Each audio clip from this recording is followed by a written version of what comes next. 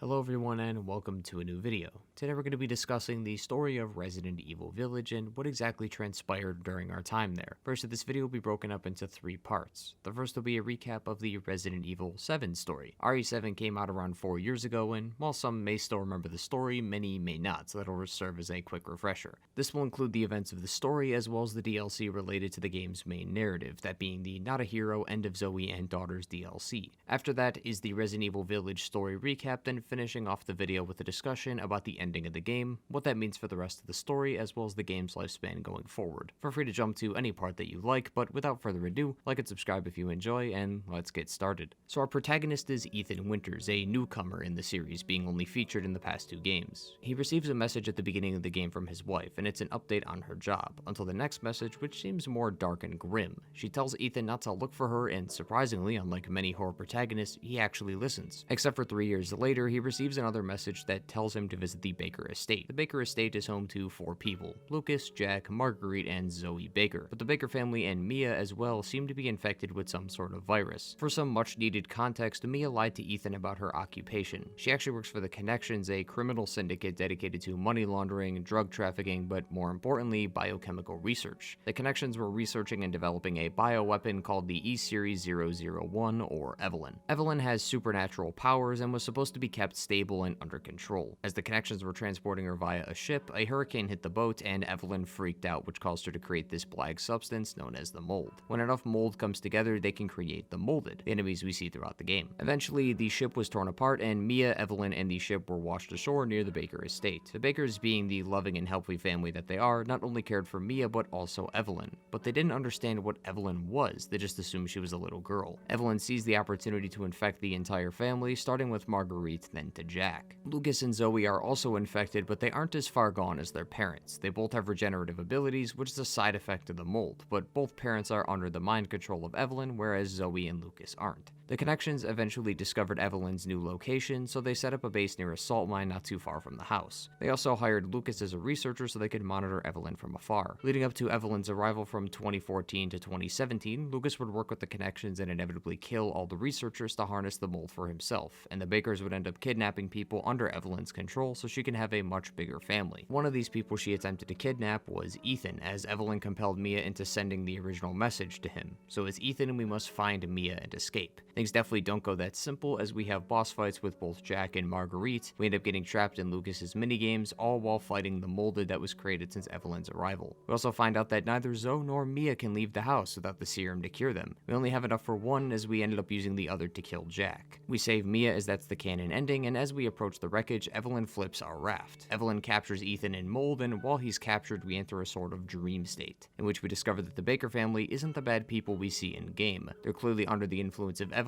so none of this is their fault and they're victims just like us. After being saved by Mia, we discover the location of the salt mine and discover tons of information that we previously discussed. In the lab is the equipment we need for the serum. We then find Evelyn and inject the serum into her. She materializes, then becomes a very big infected monster like Jack was during the fight. A helicopter comes by and drops us a weapon that is able to kill her very quickly. This helicopter happens to also be owned by Blue Umbrella and the iconic Chris Redfield. Blue Umbrella is not the normal Umbrella. They still have the same name, so that the public notices that they're taking responsibility for their past actions and cleaning up the biological messes they made. Chris Redfield for ages has been employed by the BSAA, never Umbrella, but since it's a new version of Umbrella, the two have a common goal, which is why he was sent to the Baker estate with them. The original mission was actually to apprehend Lucas. The part with Evelyn was an unexpected welcome. After the conversation with Chris and Ethan, we as Chris attempt to capture Lucas, and once he's cornered, he also mutates like Evelyn and Jack. Chris easily takes him down, and Blue Umbrella sets up an exclusion zone to prevent the mold from going outside the property. Weeks later, Joe Baker arrives so that he can rescue Zoe thanks to Ethan making her a promise, and most of the DLC really isn't too relevant, but Joe helps cure Zoe and defeat Jack once more, hopefully this time for good. So a quick recap on where our cast is. Ethan and Mia are safe, but possibly still under the watch of Blue Umbrella, due to them still being infected with the mold. Chris is working with Blue Umbrella under bioterrorism assignments, and the Baker family is dead besides Joe and Zoe. We now continue our story in Resident Evil Village.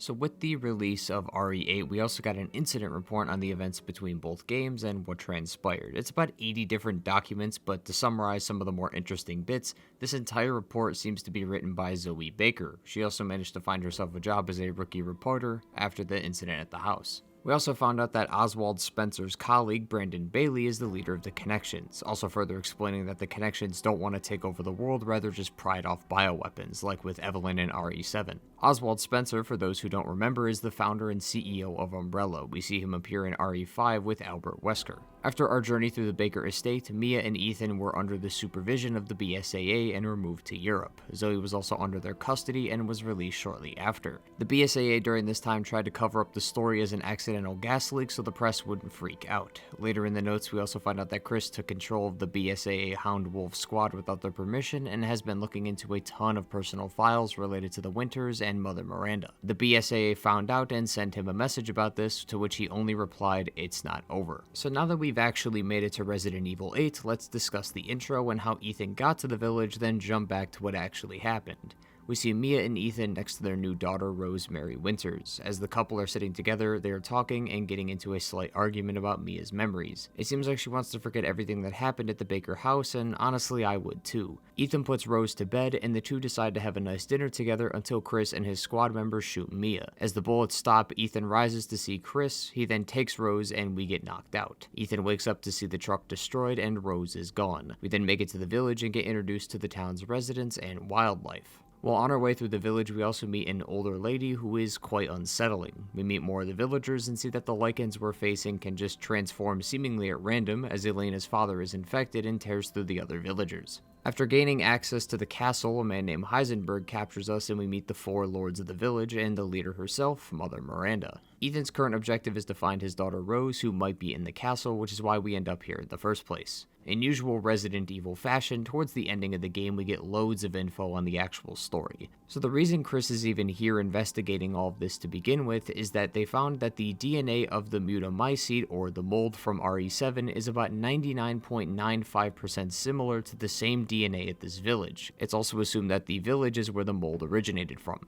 From now on, anytime I say the word mutamycete, I'm talking about the mold. It's just a lot easier to say for the viewer to understand, just in case you're confused. The colony of the mold seems to be spreading across the whole village. The mold is kind of like a network, and the Baker estate was just one strand of its long connection of data. Chris, obviously being Chris, wants to stop the infection, and if he can blow it up at the source, then he's going to do that, which is where this report led to. The reason Chris killed Mia in the intro is because that's Mother Miranda. The next question would be, how is that possible? Mother Miranda isn't Mia, this isn't some she was the bad guy all along plot twist. We know this because Mia and Chris see each other and he confirms it for himself. Miranda has the ability that Chris calls mimicry. She can control and change her cells to become anyone she wants. She was not only Mia, but also that old lady throughout the game. This explains why Mia forgot her memories in the intro. She didn't forget or try to suppress them. Miranda doesn't know everything about the Baker incident because she wasn't there. Mother Miranda was alive during the Spanish flu, which was around 1918. During this time, her daughter Eva died from the disease. Miranda was so ridden with grief that she went into a cave to just sit there and hope she died along with her daughter. That's when she discovered the megamycete. The mutamycete is just the mold, the megamycete is the origin of the mold, where everything started. The megamycete, according to her, breaks down and absorbs the consciousness of those who have died, meaning that there was possibly a way to bring her daughter back. To do this, however, she needed a vessel for her daughter's consciousness. She tested out the mold from the megamycete on the villagers nearby, and nothing was really working, so she ended up creating a parasite called the Cadao to help make the testing more efficient, but once again, nothing was working. There were only 4 people who successfully bonded with the Cadao parasite, those 4 being the 4 House Lords. While Miranda was experimenting with the mold, an organization contacted her, which was the Connections. They borrowed some of Miranda's mold to make Evelyn, which is how she heard of Mia and Ethan and then to Rose. Seeing as the Spanish flu is around 100 years old, we can obviously see that the mold gave her immortality, or at least the ability to not die of old age. The whole thing about the chopped up body parts is explained as well, as she wanted to test Rose's regenerative abilities using the regulator. The regulator is the thing we put the flasks in, and that's connected to the megamycete down underneath the surface, which is why she's still alive even after being cut up. You may have noticed an interesting symbol on the regulator, however. This is explained in another note, where a student of Miranda sent her a letter detailing some of his new ideas. ideas. That student is Oswald Spencer, which we just mentioned earlier was the founder of Umbrella. He got the inspiration for the name and the symbol of the company from the logo at that village. Oswald visited the village Miranda was at, which kickstarted the whole Umbrella development. He was amazed at the ability to transform a human using another organism. Oswald's original idea was to pave the way for the next step in human evolution. Miranda only wanted to do this though to save her daughter, which is why Oswald ultimately decided to leave the village as her experiments weren't helping his goals, only hers. So Miranda is this 100-something-year-old woman trying to bring back her dead daughter by finding the proper vessel for her consciousness. I won't go too in-depth on the lords as their abilities and backstory are mentioned quite a bit through the various notes, but like I stated, Mother Miranda tested the Kadao on the villagers and only 4 people were able to bond with it without turning into a lichen, those 4 of course being our 4 house lords. Each one ruled a different section of the village and mostly kept to themselves. Lady Dimitrescu owned the Dimitrescu Castle, which had an all-woman staff where any servant who didn't do a good job was subjected to torture and death so they could become wine for her and her daughters. She also infected the 3 witches, which she then later of course called her daughters, who also have supernatural abilities and a weakness to cold temperatures. Not much is known about Moreau and Donna, but the 2 also seem to have their own sections of the village and are secluded to themselves. Donna has an affinity for dolls since this was the last gift her father gave her before she died, and Moreau got the short end of the Kadao stick since he's clearly the most mutated out of the 4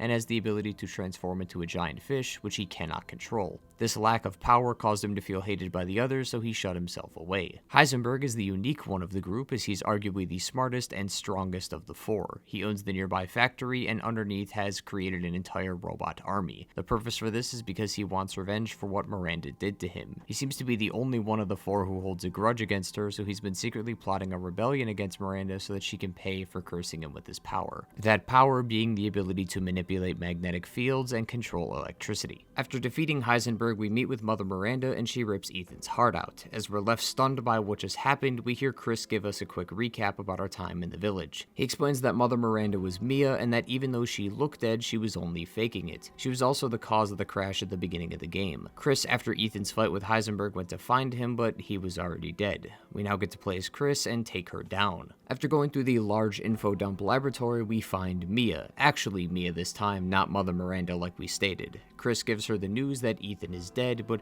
she explains that that's impossible and that he needs to find him because he's very special. Ethan, out of nowhere, wakes up and we hear a familiar voice. Evelyn has returned somehow, even though we killed her back at the Baker house. Evelyn and Ethan talk with each other and we uncover probably the biggest twist in the whole game. Evelyn explains that when we got knocked out by Jack back in RE7, he actually killed us. We didn't wake up and survive and eat at the dinner table, we died there. This explains how Ethan is able to literally attach his arm back into place like it's nothing. It's not just the first aid meds that are helping, it's the mold in his body. This isn't one of those weird situations where he's slightly infected and has those regen abilities like the others do. His entire body is literal mold. As we can see now when even later in the game, we see that his hand is becoming calcified. As Ethan collapses, the Duke picks us up and drops us off near Mother Miranda so that we can kill her. We do get a bit of slight help from Chris, but it's mostly just 1v1 against her. In typical Resident Evil fashion, once again, she does transform into some hideous creature. As Ethan kills Mother Miranda, Chris grabs both him and Rose and escorts them to safety. Chris has a plan to blow the whole Megamycetes up along with the whole village. Ethan, already knowing he's close to death though, gives Chris Rose in his jacket, takes the detonator, and finishes the job himself. What a crazy ending that was. Now that the ending is over though, what exactly is next for the Resident Evil story? Well, we're most likely going to be getting DLC and an eventual 9th main title in the series, so there's tons more for us to explore in the world, but what are we doing and where are we going? Well, back at the helicopter, a member of Chris's squad shows us one of the BSAA members we spotted during the intro to Chris's sequence. They seem to be infected with something as they aren't human. Chris tells the pilot to head for the BSAA HQ in Europe as someone has some explaining to do. In the concept art for the BSAA members, we read the description that says, the BSAA are now a rot and ruin organization who are using soldiers created with new technology. So it seems like the BSAA are going to be put in some hot water in the next part of the story, whether that's DLC or a full new game. My guess is we'll probably go back to Chris for some time, or we might see another protagonist. That new one could end up being Rose, as an end credit scene does show us a grown-up Rose probably around 2030 visiting Ethan's grave.